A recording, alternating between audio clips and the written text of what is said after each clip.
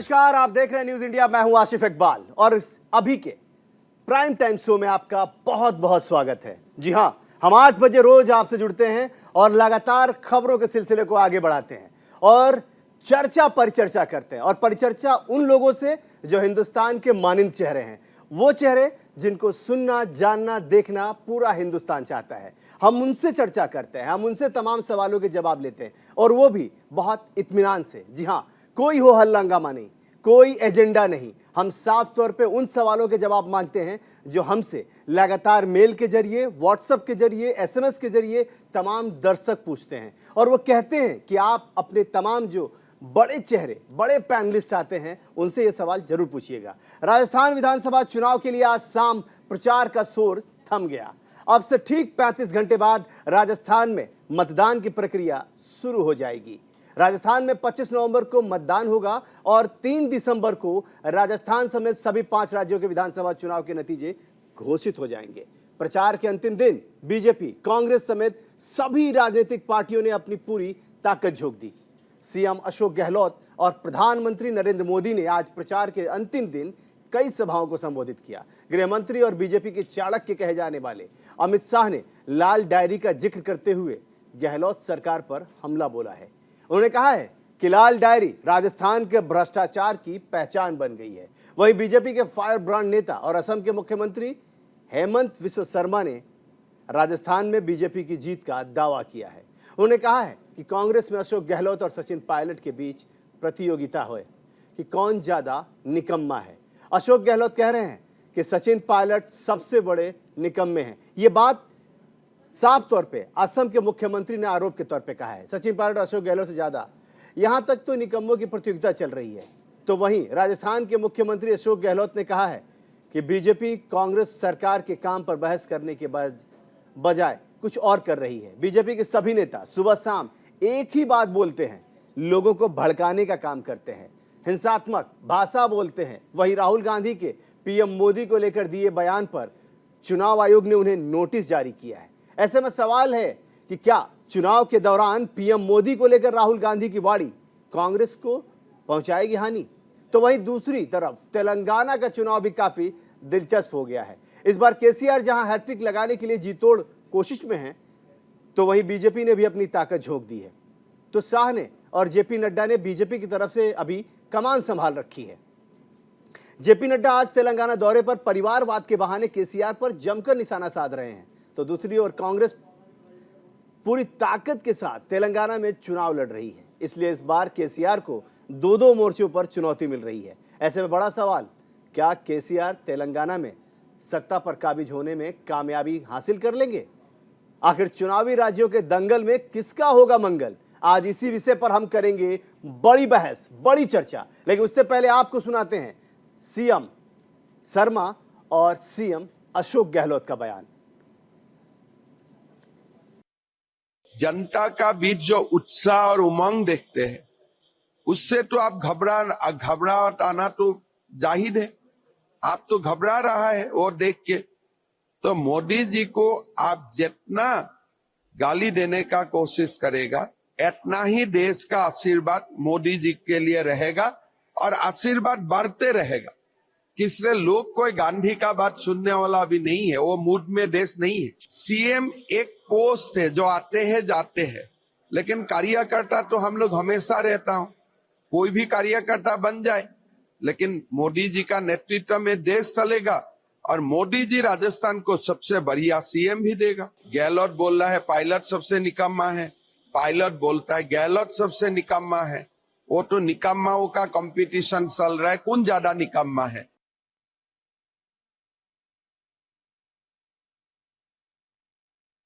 हमारी गारंटी अंदर गारंटी है और आगे गारंटी है। उस पर अभ्यास करो, उसमें कमियां बताओ, खामियां बताओ, ये बताओ कि ये खाली धरातल उतरी या नहीं उतरी, खाली हमने गौर नहीं की है क्या, इस पर बहस करो। उस पर बहस नहीं हो रही राजस्थान के अंदर, खाली भड़काने वाली स्पीच हो रही है। जितने नेता आते हैं शांत देखोगे एक ही भाषा बोल के गए हैं, बड़े से दबाओ, बड़े से दबाओ, लेकिन फांसी लगा रहे हो। ये कौन सी भाषा हुई?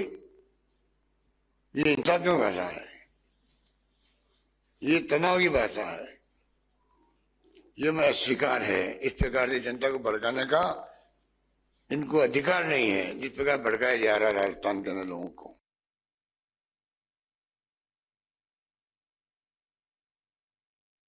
बिल्कुल, तो आप देख सकते हैं किस तरीके से लगातार, चाहे वो आसाम के सीएम हो या फिर राजस्थान के सीएम, आरोप प्रत्यारोप का दौर चल रहा है। साफ तौर पे आसाम के सीएम बड़े बड़े आरोप लगा रहे हैं, तो दूसरी तरफ राजस्थान के सीएम कॉन्फिडेंट है अपनी जीत को लेकर। लगातार वो कह रहे हैं कि कोई कुछ भी बोलता रहे, जीत तो हमारी होनी है।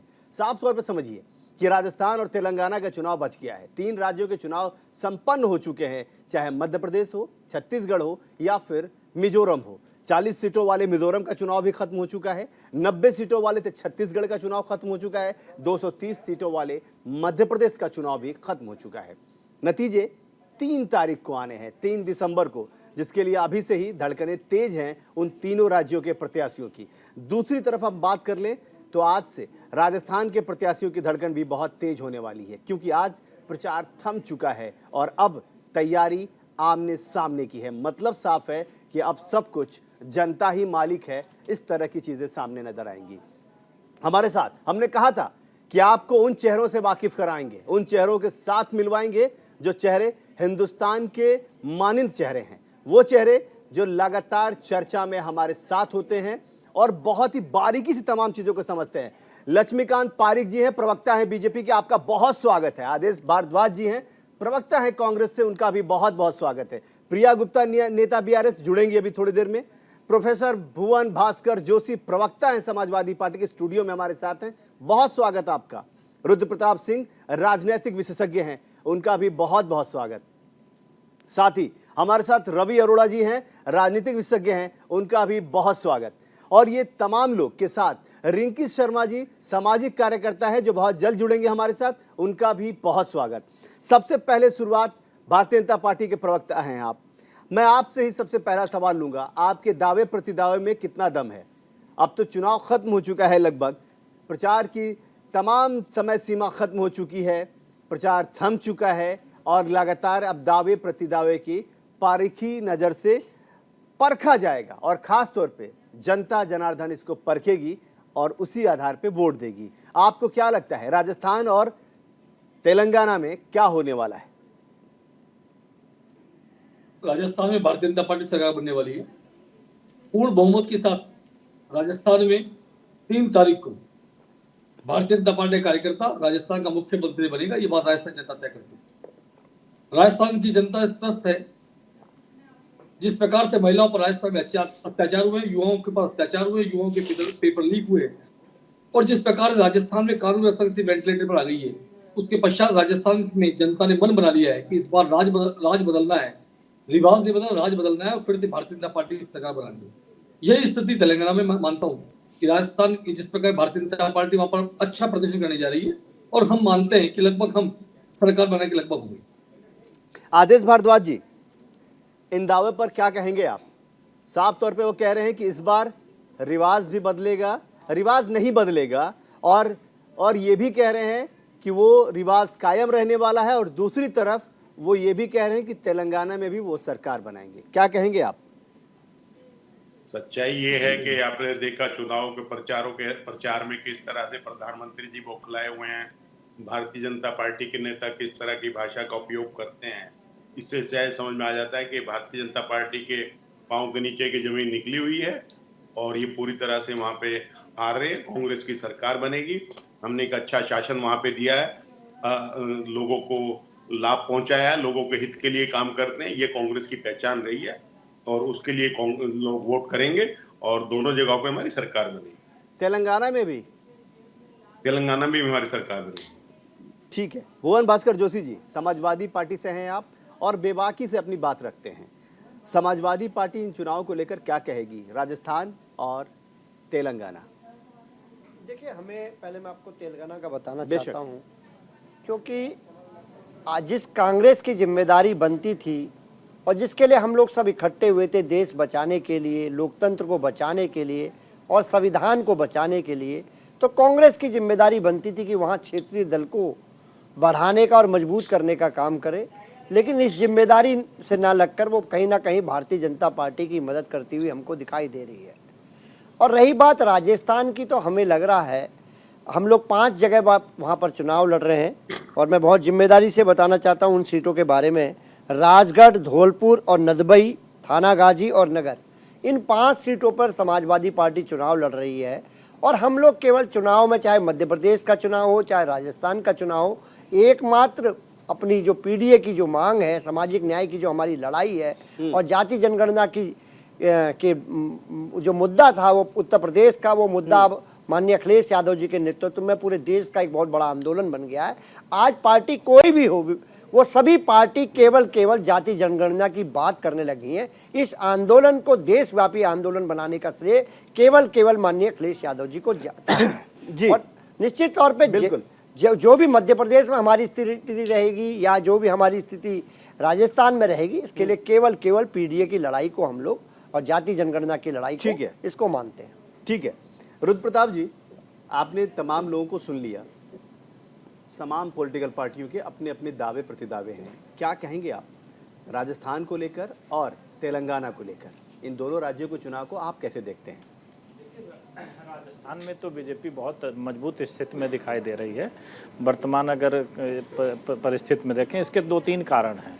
एक तो जो कांग्रेस का आपसी जो लड़ाई है, वो चाहे आप कुछ भी कहें, क्योंकि पिछले 4 साल से चली आ रही थी और वो ऐसा नहीं होता है कि लोग इतनी जल्दी चीज़ों को भूल जाते हैं। दूसरे, जो कांग्रेस के पास जो एक मौका था इस सारे विधानसभा चुनाव में, जो ये गठबंधन के साथ अगर आगे जाते तो इनके लिए एक मजबूत एक चुनाव हो सकता था, लेकिन वहाँ पर वो चूक गए।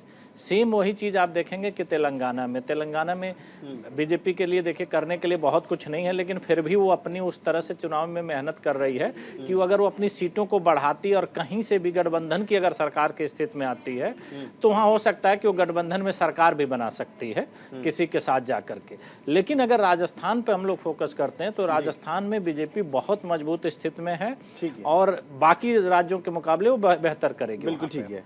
अब रवि अरोड़ा जी, आप भी राजनीतिक विशेषज्ञ हैं, तमाम चीज़ों को समझ रहे हैं, सुन रहे हैं, देख रहे हैं, जान रहे हैं, जरा आपकी राय जानना चाहेंगे हम, तभी फिर हम चर्चा पर चर्चा शुरू करेंगे। जी बिल्कुल। देखिए, जब हम राजस्थान की बात करते हैं तो राजस्थान में हमेशा बदलाव होता रहा है, पिछले 3 दशकों से लगातार ऐसा चल रहा है। हर 5 साल बाद वहाँ पे सरकार बदल जाती है। और सबसे बड़ी बात जो इस बार देखने को मिल रही है कि जिस प्रकार से अंदरूनी द्वेष है कांग्रेस पार्टी के अंदर, बड़े नेताओं के अंदर, यह अपने आप में बहुत बड़ी बात है। उसके बावजूद जिस प्रकार से भारतीय जनता पार्टी लगातार हिंदुत्व के मुद्दे पर आप लड़ाई लड़ रही है, तो वो एक प्लस पॉइंट उसको ये मिल रहा है कि वहाँ पर जिस प्रकार से 15 आपने देखा मुस्लिम महिलाओं को जो है कांग्रेस ने टिकट दिया है, पर बीजेपी ने एक भी जो है मुस्लिम कैंडिडेट खड़ा नहीं किया है। यह स्पष्ट कर रहा है कि कहीं ना कहीं पूरी तरह से हिंदुत्व की लड़ाई के मुद्दे पर वो लड़ रही है। मतलब 2024 की भी यह एक हम तैयारी बोल सकते हैं। इसके साथ साथ आप देखेंगे कि राजस्थान के अंदर जो वहाँ का ओबीसी वोट बैंक है, जो एक बड़ा वोट बैंक है, उसके अंदर इस बार बीजेपी बड़ी सेंध लगाने की तैयारी कर रही है। और ख़ासकर ये बता दूं मैं आपको कि जो अशोक गहलोत जो जिसको सीएम पद के रूप में कहीं ना कहीं कांग्रेस पार्टी प्रोजेक्ट कर चुकी है, उसको लेकर भी कहीं ना कहीं जो दूसरे नेता हैं पार्टी के, कहीं ना कहीं जो आपसी जो बागियों को खड़ा करने का सिलसिला शुरू हुआ, उन बागियों में भी कहीं ना कहीं अपने ही नेताओं की सपोर्ट मिलती नजर आ रही है, जिसके कारण भी बीजेपी कांग्रेस को नुकसान होता दिख रहा है। मतलब यह है कि बीजेपी पूरी तरह से वहाँ पे स्पष्ट बहुमत में आती नजर आ रही है अब तक के जिस प्रकार से वहाँ पे देखने को मिला है। दूसरा, हम बात करते हैं तेलंगाना की। तेलंगाना की जब हम बात करते हैं तो वहाँ पे बीआरएस जो है लगातार लीड कर रही थी। अब तक ऐसा लग रहा था कि बीआरएस सरकार बना लेगी, लेकिन अब पिछले कुछ दिनों में आप देखेंगे कांग्रेस मजबूत स्थिति में नजर आ रही है। ऐसा हो सकता है क्योंकि कांग्रेस ये तय कर चुके, राहुल गांधी लगातार बोल चुके हैं कि हम बीआरएस को समर्थन नहीं देंगे। और वो कहीं ना कहीं क्योंकि इंडिया जो इन्होंने ग्रुप बनाया तो उस मंच से भी यह तय था कि क्योंकि उसमें केसीआर बिल्कुल भी शामिल नहीं हुए, तो कहीं ना कहीं यह तय था कि यह एकजुट होकर नहीं लड़ सकते, तो ना ही ये समर्थन दे। लेकिन आने वाले टाइम में, क्योंकि राजनीति में कोई अछूत नहीं होता, अगर सरकार कांग्रेस नहीं बना पाती और बीआरएस सरकार बनाती है तो यह भी तय है, क्योंकि मैं फिर कह रहा हूं कि राजनीति में कोई अछूत नहीं होता, कांग्रेस बाहर से समर्थन देकर उसकी सरकार बनवा सकती है, यह भी हो सकता है। क्योंकि वहाँ का जो इस समय का माहौल जो देखने को मिल रहा है, कांग्रेस पहले से अपने वोट बैंक को मजबूत करने में बहुत ज़्यादा मजबूत कर चुकी है, यह देखने को मिल रहा है। तो इसका कहीं ना कहीं 2024 के चुनावों में इसको फायदा मिलना है। लेकिन एक, हाँ बिल्कुल, आप भुवन जी कुछ कहना चाह रहे हैं, कह लीजिए पहले आप, उसके बाद फिर आप। देखिए, रवि जी ने एक बात बताई कि कांग्रेस ने राजस्थान में एक भी अल्पसंख्यक समाज को टिकट नहीं दिया। नहीं, कांग्रेस ने दिया, बीजेपी ने नहीं दिया। बीजेपी ने, सॉरी, नहीं, इसका माफी मतलब चाहता हूँ, कांग्रेस ने दिया, भारतीय जनता पार्टी ने दिया। और भारतीय जनता पार्टी क्या स्लोगन और क्या ढिढोरा पूरे देश में पीटते हैं, सबका साथ, सबका विकास, सबका विश्वास, सबका प्रयास, यही इनकी असलियत है। ये भारतीय जनता पार्टी जो देश का जो स्वरूप है, देश में सबको आगे बढ़ाने की जो रीत है, उस रीत को खत्म करना चाहती है। यह देश के लिए, संविधान के लिए ये खतरनाक निशानी है। आदेश भारद्वाज जी, आप होंगे, आप मेरी आवाज़ सुन रहे होंगे और लगातार जो चर्चा चल रही है उसमें भी आपको मैं शामिल करना चाहूँगा। आदेश जी, कांग्रेस पार्टी के प्रवक्ता हैं और लगातार जो हमारे जो राजनीतिक विशेषज्ञ हैं रवि अरोड़ा जी, वो सवाल कर रहे हैं, वो कह रहे हैं कि राजस्थान में स्थिति ठीक नहीं है, आप लोगों की आपसी लड़ाई बहुत भारी रही है, ऐसा है क्या? बिल्कुल कोई लड़ाई नहीं है, बिल्कुल कोई लड़ाई नहीं है। हमारे सबने डिस्कशन करके सारे टिकटे बड़े सहज तरीके से बांटे हैं, सब प्रचार में लगे हुए, मजबूती से काम कर रहे हैं। जो है सबने चुनाव घोषणा पत्र को किस तरह से लोगों के सामने रखा है, सबके सामने सारी चीजें हैं। हम पूरी तरह से मजबूती से वहाँ चुनाव लड़ रहे हैं और लोगों का विश्वास हमारे साथ है। भारतीय जनता पार्टी की करनी और कथनी में जो अंतर है वो लोगों ने देख लिया है। जो भारतीय जनता पार्टी कहती है करती कुछ और है, कहती कुछ और है। आज पूरा देश महंगाई से जूझ रहा है, जो है बेरोजगारी से जूझ रहा है। ये तमाम वो चीजें, भ्रष्टाचार आसमान छू रहा है, ये तमाम वो चीजें हैं जो सरकार ने, बीजेपी ने चाहे केंद्र का चुनाव था तब कही, लेकिन एक भी चीज करते हुए नहीं दिखते। जो है ये इन तमाम चीजों का जो है लोगों ने आभास किया और उसके कारण चाहे नौजवान है, महिलाएं हैं, किसान हैं, सभी वर्ग कहीं ना कहीं अपने आप को बीजेपी के द्वारा ठगा हुआ महसूस करते हैं। जो है तो वो सारे काम उनके लिए। लक्ष्मीकांत जी से जवाब ले लेते हैं, लक्ष्मीकांत जी से जवाब लेते हैं आदेश जी। लक्ष्मीकांत जी, देखिए, ये आदेश जी कह रहे हैं कि आप लोगों ने सिर्फ वादे किए हैं, वादे पूरे नहीं किए हैं। देखिए, भारतीय जनता पार्टी ने जो वादे किए सदैव पूरे किए। भारतीय जनता पार्टी ने किसानों को जिस प्रकार से बटन दबाकर इस देश के अंदर किसान निधि के माध्यम से किसानों का सम्मान बढ़ाने का काम किया, भारतीय जनता पार्टी किया। एमएसपी बढ़ाने का भारतीय जनता पार्टी किया। स्टार्टअप योजना के माध्यम से लाखों युवाओं को रोजगार देने का भारतीय जनता पार्टी किया। और 370 हटाने का बड़ा काम इस भारतीय जनता पार्टी सरकार ने किया और देश में राम मंदिर का मार्ग प्रशस्त हो रहा है, ये काम भी भारतीय जनता पार्टी से। ठीक है, हमारे साथ रिंकी शर्मा जी भी आ गई हैं, सामाजिक कार्यकर्ता है, जरा इनसे भी बात कर लेते हैं। बिल्कुल लक्ष्मीकांत जी, आपके पास आता हूं, मैं आपके पास आता हूं, रिंकी शर्मा जी को भी शामिल कर लें। रिंकी जी, राजस्थान और तेलंगाना में क्या लग रहा है, स्थिति क्या होने वाली है? राजस्थान का चुनाव प्रचार थम गया और तेलंगाना का जो प्रचार है वो 28 तारीख को थम जाएगा, कैसे देखती हैं आप? देखिए, मेरा अपना पर्सनली अगर बोलूं तो मुझे लग रहा है बीजेपी आएगी। और इसलिए कहूँगी क्योंकि बीजेपी ने अभी तक जितना भी मतलब सेंट्रल में मतलब काम किया है उसको नज़र रखते हुए बीजेपी का आना बहुत संभव है। बहुत संभव है। जी जी बिल्कुल। तेलंगाना में बीजेपी ही लग रही है। तेलंगाना में भी मेरा जी बिल्कुल, तेलंगाना में भी बिल्कुल। रवि जी कुछ कहना चाह रहे हैं, कहिए। जी, मैं अभी कांग्रेस प्रवक्ता को सुन रहा था। हाँ। तो मैं सचिन पायलट जी का जिस प्रकार से लगातार पिछले कुछ दिन पहले अभी एक पत्रकार ने जब सचिन पायलट जी से पूछा कि आप जो है चुनाव प्रचार कर रहे हैं, क्या सब कुछ ठीक हो चुका है, तो उन्होंने कहा कि मल्लिकार्जुन खड़गे बेशक से वो राष्ट्रीय अध्यक्ष हैं, लेकिन कहीं ना कहीं राहुल गांधी और सोनिया गांधी जी के आज भी जो है, चाहे हम अशोक गहलोत की बात करें या जितने भी बड़े नेता हैं वो उन्हीं का नाम लेते हैं, लेकिन उन्होंने स्पष्ट कहा कि मल्लिकार्जुन खड़गे के कहने पर मैं पूरी तरह से प्रचार में हम हैं और साथ साथ है। मतलब उनका इशारा कहीं ना कहीं यह तय था कि कहीं ना कहीं अभी भी माफ कीजिएगा, लेकिन आप कहना क्या चाह रहे हैं ये आपको समझ नहीं आ रहा है। देखिए, एक बात माफी चाहता हूँ, लेकिन आप मल्लिकार्जुन खड़गे की बात अगर सचिन पायलट नहीं सुनेंगे तो क्या जेपी नड्डा की बात सुनेंगे? बिल्कुल आप सही कह रहे हैं। कह रहे हैं बिल्कुल, मतलब इसमें भी सवाल है कि अगर सचिन पायलट ने ये बात कह दिया कि वो मल्लिकार्जुन खड़गे कहने, आप लोगों को तो दिक्कत, देखिए माफ कीजिएगा, आप राजनीतिक विशेषज्ञ हैं, लेकिन आप लोगों की भी दिक्कत है। अगर वो ये कह दें कि मैं राहुल गांधी कहने पे आया हूं, तो आप कहेंगे कि देखिए अभी भी राहुल गांधी ही सब कुछ कर रहे हैं।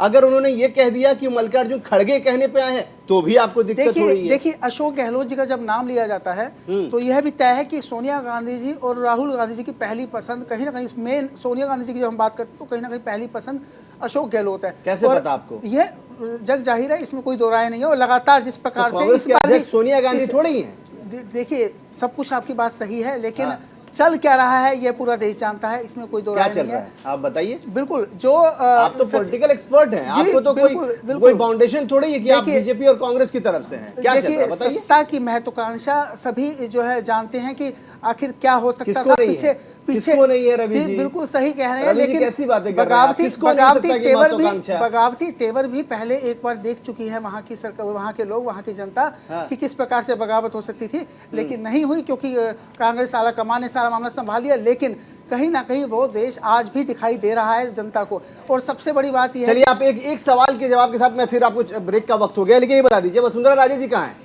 वसुंधरा राजे जी कहाँ हैं? आप भारतीय जनता पार्टी की तरफ से बात अगर कर रहे हैं या भारतीय जनता पार्टी की तरफ से बात नहीं कर रहा, लेकिन आप भारतीय जनता पार्टी का पक्ष रख रहे हैं, तो आप उसपे देखिए, आप पॉलिटिकल एक्सपर्ट हैं, आपको दोनों चीजें समझनी होंगी और आपको दोनों बातें रखनी होगी। देखिए मैं पत्रकार हूं, मेरा काम दोनों चीजें समझना है। मैं भारतीय जनता पार्टी की बात भी रखूंगा और कांग्रेस की बात भी रखूंगा, और सवाल कांग्रेस से भी पूछूंगा और बीजेपी से भी पूछूंगा। इसलिए ये सवाल आपसे है, क्योंकि ये सवाल आपने खड़ा किया, तो आप ये बताइए कि वसुंधरा राजे कहाँ थी? वसुंधरा राजे के लिए यह तय करना भारतीय जनता पार्टी का काम है। और सबसे बड़ी बात यह है कि आपने सवाल किया ना सचिन पायलट से, जब पत्रकार पूछे तो उन्होंने कह दिया कि भाई मल्लिकार्जुन खड़गे कहने पे आए। वसुंधरा राजे जी कहाँ थी पूरे चुनाव प्रचार में, ये बताइए। सही कह रहे हो आप, लेकिन मैं एक बात बता दूं। चलिए एक वक्त के छोटे से ब्रेक के उस पार लगातार खबरें जारी हैं और ये गर्मा गर्म बहस ऐसी जारी रहने वाली। तमाम सवालों के जवाब लेंगे, क्योंकि सवाल हमको आम लोगों ने भेजे हैं, जनता ने भेजा है, और इसीलिए इन सवालों के जवाब लेना हमारा फर्ज है। वक्त छोटे से ब्रेक का है, ब्रेक के उस पार खबरें लगातार जारी है, कहीं मत जाइएगा, क्योंकि यहां खबरों का सिलसिला रुकता नहीं।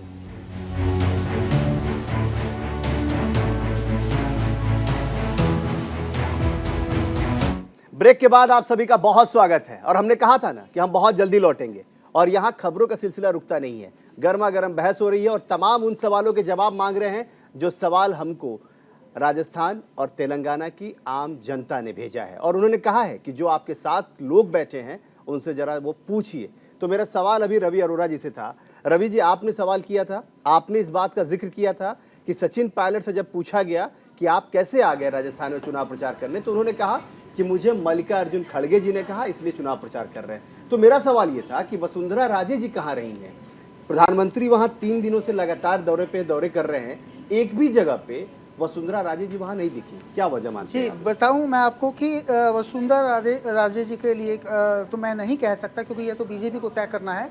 लेकिन इतना तय है क्योंकि बीजेपी पूरी तरह से नरेंद्र मोदी जी के चेहरे पर लड़ रही है, और पूरी फाइट कहीं ना कहीं आप देखिए, सिर्फ वसुंधरा राजे ही नहीं, और कई राज्यों में आपने देखा कि सीएम का चेहरा कहीं ना कहीं वो पहले दिखाते नहीं, और कहीं ना कहीं लास्ट में तय किया जाता है। ठीक है, और पूरी तरह से लड़ाई जो है वो नरेंद्र मोदी फिक्रमंद हो जाइए, आप बेफिक्र मत रहिए, फिक्रमंद हो जाइए, क्योंकि रवि जी कह रहे हैं कि अब वो प्रधानमंत्री के चेहरे पे चुनाव लड़ा गया है, तो जब प्रधानमंत्री के चेहरे पे चुनाव लड़ा जाएगा तो जीत की सुनिश्चित गारंटी हो जाती है। ऐसा रवि जी कह रहे हैं, जो राजनीतिक एक्सपर्ट है, पॉलिटिकल एक्सपर्ट है, और साफ तौर पे ये कह रहे हैं। क्या कहेंगे आप? इकबाल जी,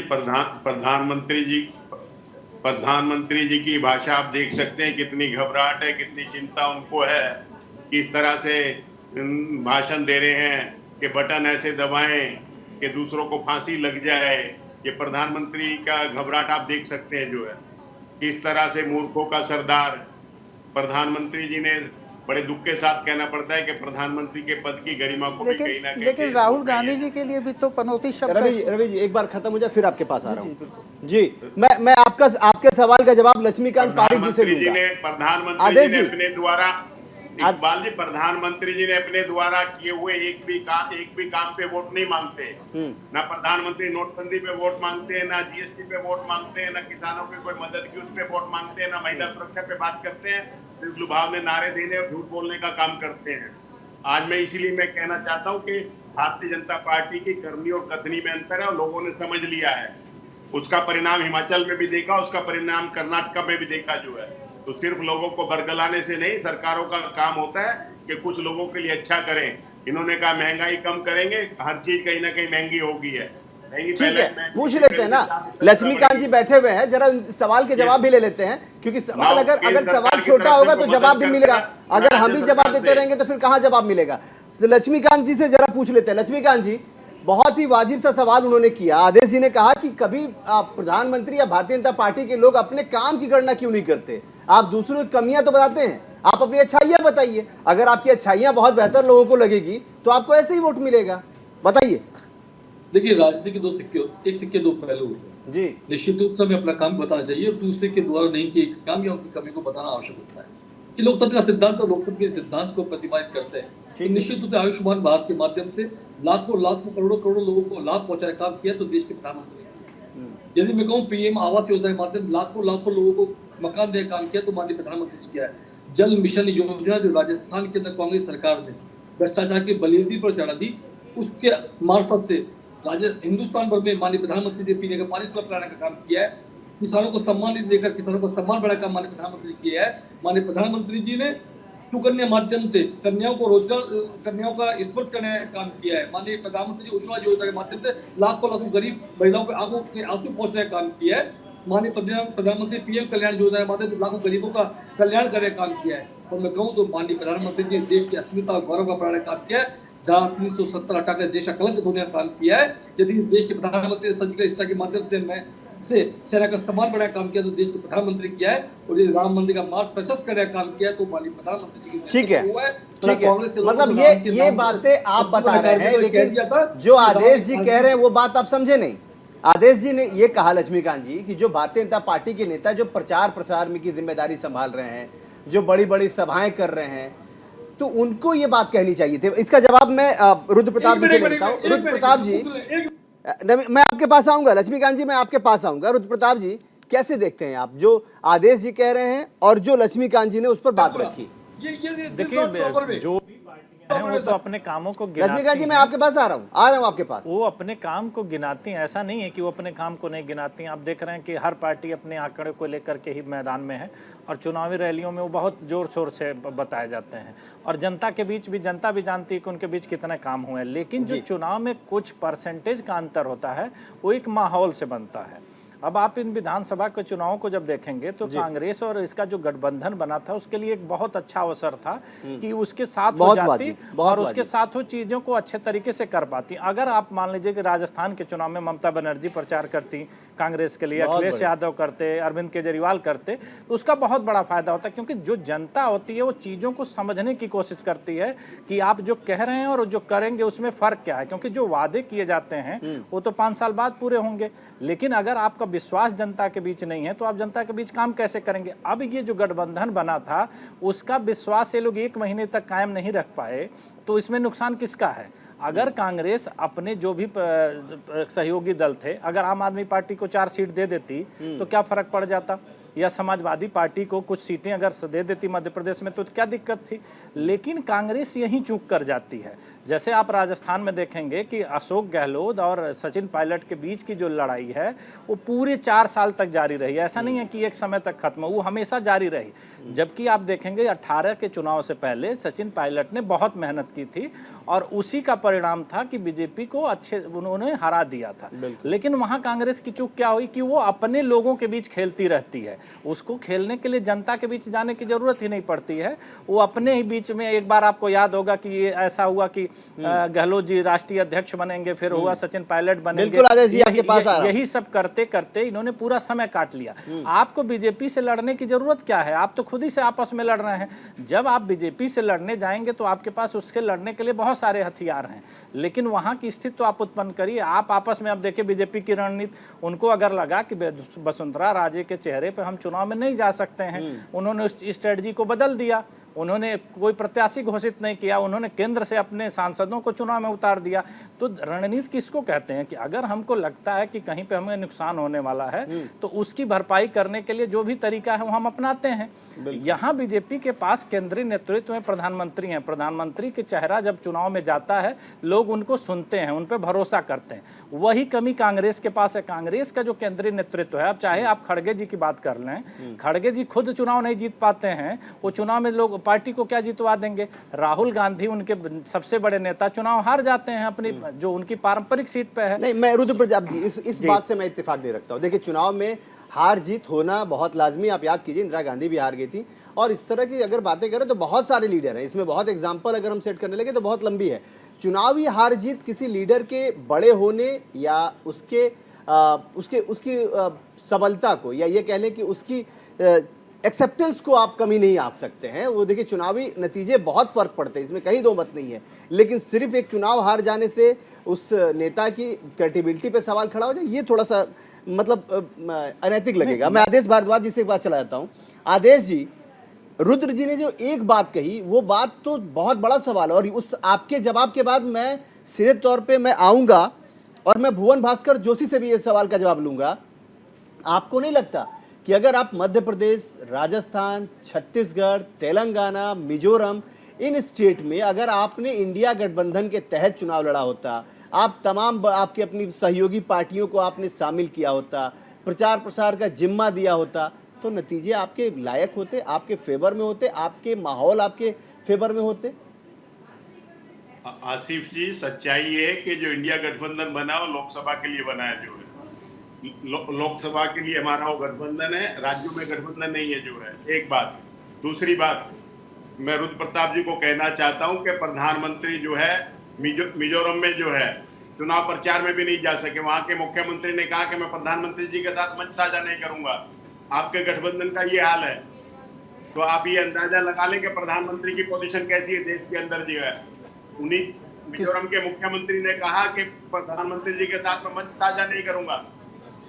तो ये आप देख सकते हैं, अंदाजा लगा सकते हैं कि प्रधानमंत्री की क्रेडिबिलिटी उनके लोगों में नहीं है। देश के लोगों में तो आप बात छोड़ते हैं जो है। नहीं, मतलब प्रधानमंत्री जी जो कहते हैं वो करते नहीं है। प्रधानमंत्री जी को दुनिया नजर आती है, मणिपुर नजर नहीं आता है। देश के लोग देख रहे हैं। फिर आप चले गए। आदेश जी, आप बात राजस्थान की होती है, बात छत्तीसगढ़ की होती है, बात मध्य प्रदेश की होती है, आप मणिपुर का जिक्र करने लगे। किस तरह से जंतर मंतर को जेल के रूप में कन्वर्ट कर दिया था, ये सारे देश की महिलाओं ने देखा। मैं भुवन जी से जवाब ले लेता हूँ। मैं भुवन जी से जवाब ले रहा हूँ। आदेश जी, मैं भुवन जी से जवाब ले लूँ, प्रधानमंत्री जी उस सवाल का जवाब ले लूं जिस गठबंधन की बात की आपने। प्रधानमंत्री तैयार नहीं है। आज जो डॉलर को डायलिसिस पे बताते थे, आज डॉलर 82 रुपए से ऊपर चला गया है। तो आप इश्यू उठाइए ना, डॉलर की जो है इश्यू उठाइए। देश के ऊपर काला धन कितना बढ़ गया देश के अंदर, उसकी बात नहीं करते। सारे देश को बेचने की जो बात कर, जो ठीक है। आदेश जी, आपके पास लौटते हैं। भुवन जी से जवाब ले। भुवन जी, मैं आपसे जवाब लेना चाहता हूं। जरा बताइए उस गठबंधन की बात। आप लोग ज्यादा हो हल्ला हंगामा कर रहे थे कि गठबंधन बन गया, 3 बैठकें हो गई, पटना हो गया, मुंबई हो गया, बैंगलोर हो गया, इतनी बड़ी बड़े कटआउट लगवाए आप लोगों ने, इतना चर्चा पर चर्चा हुआ, इतनी बड़ी बैठक का पूरा मसौदा तैयार हुआ, बड़ी बड़ी कमेटियां बना दी गई। तो जब कमेटियां बना दी गई और लोकसभा के लिए कमेटी बनाई गई है 2024 के लिए, तो आप 2023 में क्यों ढोल बजा रहे थे? आपको तो मालूम था। देखिए, इस बात में बहुत सच्चाई है जो आप कहना चाह रहे हैं। परिदृश्य बिल्कुल अलग होता अगर कांग्रेस ने बड़ा मन दिखाया होता। यहाँ पर बड़े भाई की भूमिका में कांग्रेस थी, उनका बड़ा मन दिखाना था, चाहे मध्य प्रदेश हो, राजस्थान हो, और मैं तो कहूँगा तेलंगाना में भी। और अरे वो तो कह रहे कि बेगानी शादी में अब्दुल्ला दीवाना, वो तो साफ तौर पे कह रहे हैं कि आपको तो गठबंधन में था ही नहीं, आपसे तो बात ही नहीं की है राज्यों के गठबंधन की बात, आपसे तो 2024 की बात है, आप 2023 में हिस्सेदारी मांग रहे हैं। मैं आपको थोड़ा सा इतिहास में ज्यादा लंबा नहीं ले जाऊंगा। नहीं, मुझे नहीं, उनको, आदेश जी को जवाब दीजिए। आदेश जी ने कहा, मैं कांग्रेस को थोड़ा सा इतिहास में ले जाना चाहूंगा कि जब पिछली बार हमारा एक विधायक जीत के आया तो गठबंधन हमने बिना शर्त समर्थन दिया, और जब सरकार आपके आदमी ने ही गिरा दी आपकी, तो उसके बाद भी फिर कमलनाथ जी लखनऊ फोन करके फिर समर्थन मांगने का काम करा। हमने तब भी बड़ा मन दिखाया माननीय अखिलेश यादव, लेकिन कमलनाथ जी ने तो पहचानने से इनकार कर दिया था अखिलेश यादव। अब वो तो 3 तारीख को साफ तौर पर उन्होंने कहा कौन अखिलेश यादव। देखिए, मैं आपकी बात बता, जिम्मेदारी से बताता हूं, ऐसे हमने तो बाइटें सुनी है, जितना हमारे पास तथ्य है, जितना हमारा राजनीतिक समझ है, राजनीति में कॉन्फिडेंस बहुत अच्छी चीज है, लेकिन ओवर कॉन्फिडेंस अच्छा नहीं। और तेलंगाना के विषय में मैं जरूर बात करना चाहता हूं। मैं बताना चाहता हूं, जो तेलंगाना का मामला है, जब प्रदेश अलग पृथक बना तो निश्चित तौर पे किसने लड़ाई लड़ी? वहां पर निश्चित तौर पे टीआरएस, जो आज बीआरएस है, उसने बीआरएस ने लड़ाई लड़ने का काम करा। वहां की आत्मा है बीआरएस में, और निश्चित तौर पे यही बात कांग्रेस को और यही भाजपा को दिखाते। मैं आपके चैनल में बहुत गंभीरता से कहना चाहता हूं, ये क्षेत्रीय पार्टियों को कांग्रेस और भारतीय जनता पार्टी, इनका बस नहीं चलता दोनों पार्टियों का। ये तो नस्ताबून करना चाहती हैं दोनों पार्टियां वो क्षेत्रीय पार्टियों को। ये बहुत बड़ी बात मैं आपसे कहना चाहता हूं। बहुत बड़ी बात है।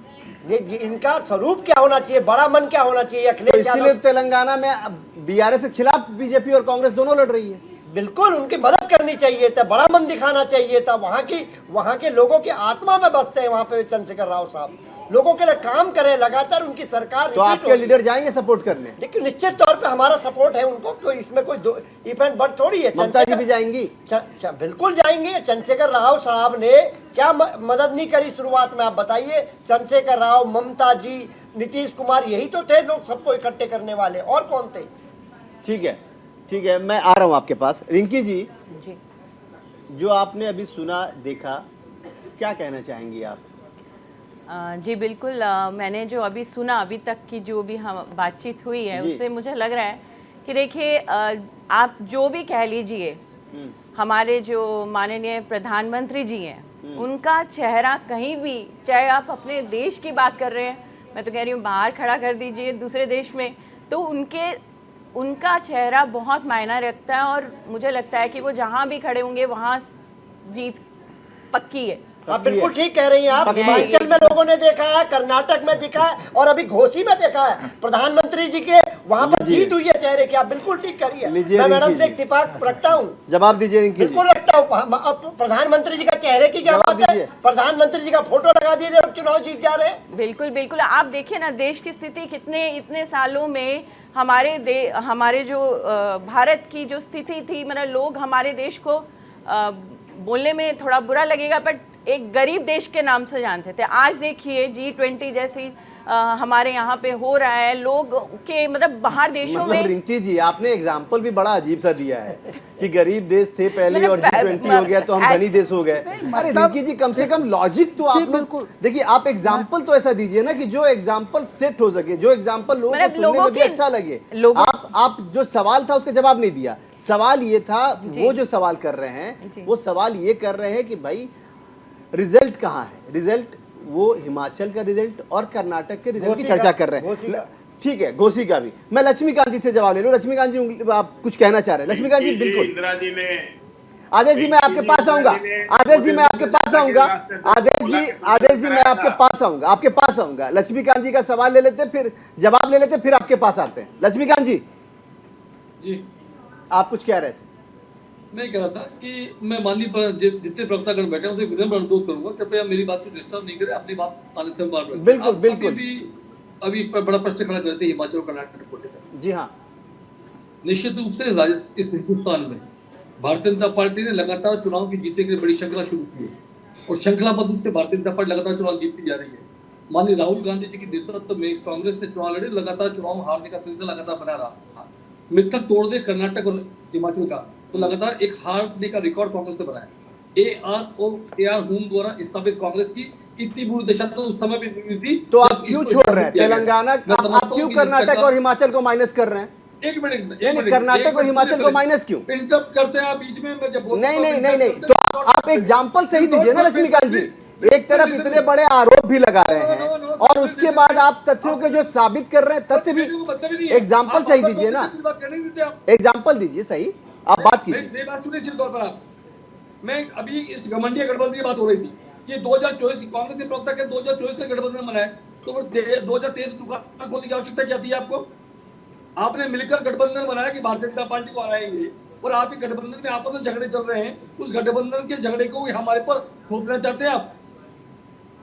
कभी तो बुआ और बबुआ बनकर चुनाव लड़ते हैं, कभी राहुल गांधी जी खाटका कर यूपी में घूमते हैं और कभी राजस्थान में आ जाते हैं। तो राजस्थान के मुख्यमंत्री तक डर लगता है राहुल गांधी जी को कि राजस्थान की बेटियों से बलात्कार होता है तो उसको डांट नहीं सकते, क्योंकि उन्होंने राष्ट्रीय अध्यक्ष चुनाव की तरफ बगावत खड़ी कर दी थी। उस बगावत से राष्ट्रीय कांग्रेस का जो राष्ट्रीय नेतृत्व तो डरता है अशोक गहलोत से, इसलिए अशोक गहलोत को डांटने की हिम्मत उनमें नहीं है। वे जानते हैं कि राजस्थान के अंदर अशोक गहलोत ने उनको चुनौती दी तो उनको हिंदुस्तान का खत्म हो जाएगा। किनकी बात कर रहे हैं आप लक्ष्मीकांत जी? मैं इसी तौर पर ये कह रहा हूँ कि माननीय अशोक गहलोत जी से राष्ट्रीय नेतृत्व डरता है। डरता है। कांग्रेस- ये कांग्रेस आदेश जी जवाब दे, उससे पहले भुवन जी जवाब देना चाहते हैं। सुन लीजिए आपके सवाल। अरे लक्ष्मीकांत जी, आप सुन तो लीजिए ना, फिर वही बात आप बोल रहे हैं, सुन तो लीजिए। अरे भुवन भास्कर जोशी समाजवादी पार्टी के प्रवक्ता है, कांग्रेस के नहीं। समाजवादी पार्टी के प्रवक्ता जवाब देना चाहते हैं आपको, कांग्रेस के नहीं प्रवक्ता जवाब देना चाहते हैं। सुन लीजिए, एक मिनट सुन लीजिए लक्ष्मीकांत जी। देखिए भुवन जी, मैं तो भारतीय जनता पार्टी के प्रवक्ता साथी से पूछना चाहता हूँ, पूछिए। ये महिला सशक्तिकरण का मौबी कैसे बोलने का अधिकार है इनको? क्या देखा नहीं कि मेडल लाने वाली जो हमारी जो बेटियां हैं उनको सड़कों में घसीटा गया? आदरणीय मोदी जी के नेतृत्व में मणिपुर में हमारी बेटी को नंगी घुमाया गया, वो आदरणीय मोदी जी के नेतृत्व में। सुन लीजिए, आपको सुना हमने बहुत देरी से। अरे सुनने की ताकत रखिए, हमें पता है इस समय आपकी बौखलाहट, हमें पता है भारतीय जनता पार्टी की बौखलाहट हमें पता है। आपने हाथरस की दलित बेटी को जिंदा जला दिया, आपने कानपुर में माँ बेटी को जिंदा जला दिया, निश्चित तौर पे। और एक नया ट्रेंड बनाने में देश में आप लोग सक्सेस रहे। अब किसानों की हत्या के लिए आतंकवादी की आवश्यकता नहीं है, क्रिमिनल की आवश्यकता नहीं है, क्योंकि गृह राज्य मंत्री का बेटा ही काफी है किसानों की हत्या के लिए। ये ट्रेंड देने में मोदी जी सफल रहे पूरे देश को। ये देश को ट्रेंड चलाने चले, महिलाओं के किसानों की तो बात करने के अधिकारी भी नहीं हो। जो बातें आप करते हो लंबी, और आपने जो वादे करे थे देश को याद है, 15 लाख अकाउंट में आएंगे, 2 करोड़ नौकरी आएंगी, किसानों की आय दुगनी होगी, काला धन आएगा, सारा देश का सफेद धन अपने मित्रों को लेने दिया आपने। आप किस तरह से बातें करते हैं, देश को बार बार जुमलेबाजी में हम देते हैं। ये देश आपकी जुमलेबाजी सुनने वाला नहीं है। और मैं आपको कहना चाहता हूँ, आप लोगों का पतन प्रारंभ हो गया। कर्नाटक से हुआ, हिमाचल से हुआ, गोची से हुआ, और आप 3 तारीख को देखेंगे आप लोगों का सूर्यास्त हो गया। कई शासन आपकी पार्टी का यूपी में छोटी सी पार्टी बनकर घूम रही है, वहां भी कांग्रेस बसपा की पिछड़कू बन जाती है। ऐसी पार्टी प्रवक्ता बनकर बड़ी बड़ी बातें कर रहे हैं। अरे आप महिलाओं की बातें करने के अधिकारी नहीं हो। अभी देश भूला नहीं है मणिपुर को, देश भूला नहीं है दिल्ली की पहलवान बेटियों को, देश भूला नहीं है हाथरस की बेटी को। आप लोग आपके पहलवान को, सांसद को योगी जी और मोदी जी में हिम्मत नहीं है उसको हटा पाए। वो कहते हैं मोदी और कहते हैं योगी। ठीक है, हमने सुन लिया। ठीक है, हमने सुन लिया भुवन जी। ठीक है लक्ष्मीकांत जी, आपकी बात सुन ली हमने। अरे बिल्कुल हिम्मत नहीं इनकी, लखनऊ से बात निकल लक्ष्मीकांत जी, क्या बात की बात आप करेंगे? सुन, आप गुस्से मत होइए, आप नॉर्मली रहिए, आप नॉर्मल रहिए। आप तो जीत रहे हैं ना, आप तो कह रहे हैं कि अश्वमेध यज्ञ पे खड़ा हूं मैं और लगातार अश्वमेध यज्ञ चल रहा है, आप जीत की पूरी बधाइयां बांट रहे हैं, तो आप खुश रहिए। आप क्यों एग्रेसिव हो रहे हैं? अरे बिल्कुल खुश हैं, फिर लेकिन ये लोग तो आप एग्रेसिव मत होइए, आप एग्रेसिव मत होइए। आप हिमाचल का नाम सुन के, कर्नाटक का नाम सुन के आप गुस्सा आ रहा है। क्यों गुस्सा आ रहा है? कर्नाटक और हिमाचल का नाम सुने क्यों गुस्सा आ रहा है? तेलंगाना पे जवाब मांगा जा रहा है तब आप गुस्सा आ रहा है। तेलंगाना पे क्या होने वाला है? चलिए तेलंगाना में क्या होगा बता दीजिए। चलिए छोड़िए, तेलंगाना में बता दीजिए क्या होगा। तेलंगाना में क्या होगा बता दीजिए। कहाँ है आपकी पार्टी? तेलंगाना में क्या पोजीशन है आपकी? निश्चित रूप से क्या करेंगे? एक सेकंड मोहन जी, तेलंगाना में यह है कि आप टी राजा सिंह को पहले पार्टी से बाहर करते हैं और उसके बाद चुनाव से चंद घंटे पहले आप ज्वाइन करा लेते हैं और चंद घंटों में आप टिकट दे देते हैं। आप किस तरह की बात कर रहे हैं? तेलंगाना में क्या जरूरत थी आपको टी राजा सिंह को वापस? राजनीतिक पार्टी के सदस्य, सब मंडली के सदस्य, माय डियर सर जी, राजनीतिक रूप से चुनाव लड़ने के लिए लड़ा जाता है। जी हाँ, बिल्कुल। तो वही तो मैं जवाब मांग रहा हूँ आपसे। देखिए, आपसे बात कर रहा हूँ, ये मेरे पास ट्वीट करके सवाल पूछा जा रहा है, तेलंगाना से सवाल है कि टी राजा सिंह को आपने क्यों ज्वाइन करा लिया? क्या मजबूरी थी आपकी? चंद घंटे पहले क्यों ज्वाइन कराया? उन्होंने अपनी गलती को स्वीकार करते हुए पूरे भारतीय जनता पार्टी सदस्यता मांगी दी है। सिर्फ चुनाव के समय का इंतजार कर रहे थे आप? बिल्कुल निश्चित रूप से, जब मांगेंगे तब देंगे। चुनाव के समय का इंतजार कर रहे थे? आपकी पूछ कर दे देंगे कि कब सदस्यता देनी है। नहीं, हमसे क्यों पूछेंगे? वो तो जनता पूछ रही है आपसे। जनता बताएगी। लक्ष्मीकांत जी, ये ट्वीट तेलंगाना से हो रहा है। बिल्कुल भी तेलंगाना में आपकी पोजीशनिंग पूछी जा रही है। जीतने वाली है। कितने सीटों पे? बिल्कुल जीतने वाली भारतीय जनता पार्टी। अरे कितने सीटों पे? राजस्थान में सरकार बनी जा रही है, तेलंगाना में भी इनकी सरकार बन जा रही है, हिमाचल की तरह। तेलंगाना में भी सरकार बन रही है। तय गए बहुत बड़ी हम नोट कर लेते हैं 3 तारीख को फिर आपसे बात। हाँ? आप चिंता नहीं करें। नहीं, हमारी चिंता तो है भी नहीं। एक एंकर बोलना तो अच्छा नहीं लगता। अरे ये बात बताइए लक्ष्मीकांत जी, सवाल हम करें तो हमारा अच्छा नहीं लगता, हम अगर आपके लिए अच्छा करें तो अच्छा होता है। माफ कीजिएगा, ये अच्छे बुरे का सर्टिफिकेट आपसे नहीं चाहिए, माफ कीजिएगा। पॉलिटिकल पार्टी के लीडर हैं आप दूसरे सवाल कीजिए। जब सवाल आएगा तो सवाल पूछा जाएगा, सवाल आएगा तो सवाल पूछा जाएगा। ये सवाल तो साफ तौर पे था। रुद्र प्रताप सिंह जी ने एक बहुत बड़ा सवाल किया। रुद्र प्रताप नहीं, रुद्र प्रताप सिंह ने एक बहुत बढ़िया और बहुत वाजिब सवाल किया कांग्रेस पार्टी से कि कांग्रेस पार्टी अगर ये बात सोचती है कि उसे और जीतना चाहिए था और आगे बढ़ना चाहिए था तो तमाम अपने गठबंधन के साथियों को इकट्ठा करना चाहिए था, उनको राज्यों में सीट बंटवारा करना चाहिए था। कुछ जवाब दिया कि घमंडिया गठबंधन एक हो ही नहीं सकता। 2023 के नाम एक हो गए 2024 के दुकान के लिए गठबंधन का सुना दे। बिल्कुल, तो ये जवाब ले लेते हैं, लक्ष्मीकांत जी मिजोरम के सीएम का भी सुन लेते हैं। आपके गठबंधन की बात नहीं है, कहा कि प्रधानमंत्री बोलिए भुवन जी। देखिए गठबंधन में भारतीय जनता पार्टी के लोगों से अकाली दल कहाँ पर है, शिवसेना कहाँ पर है, मिजोरम का मुख्यमंत्री क्यों कह रहा है कि पूरी सभा में मैं स्टेज शेयर नहीं करूंगा माननीय मोदी जी के साथ। आपने मुकेश सहनी की पार्टी को खत्म करने का, आप तो राजनीति के नए भस्मासुर हो, जिस दल को साथ में खड़ा करते हो उसको खत्म कर देते हो। आप तो शिवसेना वाले आपको लूट रहे हैं, अकाली दल वाले आपको लूट रहे हैं, आपको मुकेश सहनी लूट रहे हैं बिहार में, तो निश्चित तौर पे आप लोग तो राजनीति के नए भस्मासुर हो। उनकी आवश्यकता नहीं। ठीक है लक्ष्मीकांत जी, बहुत धन्यवाद आपका। आदेश जी आपका बहुत धन्यवाद। प्रिया जी आपका धन्यवाद। भुवन भास्कर जोशी जी आपका बहुत धन्यवाद। रुद्र प्रताप सिंह जी आपका बहुत धन्यवाद। रवि अरोरा जी आपका बहुत धन्यवाद और रिंकी शर्मा जी आपका बहुत बहुत धन्यवाद। आप लोगों ने वक्त निकाला न्यूज इंडिया के लिए, इसके लिए बहुत धन्यवाद।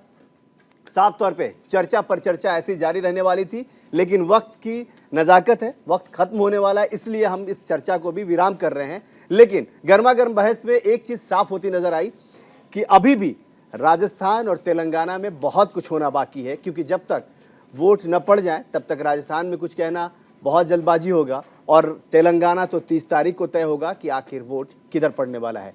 चुनाव लगातार जारी है और चुनाव की चर्चा पर चर्चा भी ऐसी जारी रहने वाली है। आप देखते रहिए न्यूज़ इंडिया, क्योंकि यहाँ खबरों का सिलसिला रुकता नहीं है। बहुत धन्यवाद।